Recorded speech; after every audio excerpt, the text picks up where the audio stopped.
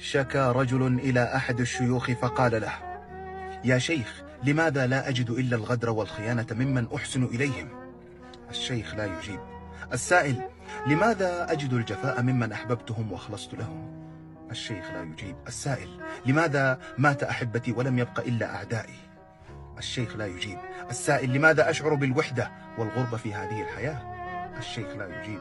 لماذا لا يحسن الناس الظن بي؟ الشيخ لا يتكلم. السائل: لماذا يكذب من أصدقهم ويقسو علي من أحن عليهم ويرحل عني من أعانقهم؟ الشيخ لا يتكلم.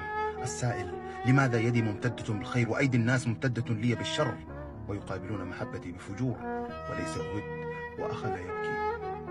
فقام الشيخ بوضع يده على قلب الرجل وقال له: يا أخي، لا أدري لماذا أحبك الله كل هذا القدر. ربما أنت ممن قال عنهم الله المحسنين، أصحاب مراتب الصبر والإحسان. فاعلم يا أخي أنك جئت تشكو لي حب الله لك. فسكت السائل وقال للشيخ: أصبت فرميت القلب، أصبت فبنيت الدرب. العبرة ليس بالضرورة أن يكون أذى الناس لك ابتلاء، فقد تكون أنت من أهل الإحسان وأنت لا تدري، فلا ينال مرتبة الإحسان إلا أنقياء القلوب. اللهم افرغ علينا الصبر والاحتساب واجعلنا من المحسنين.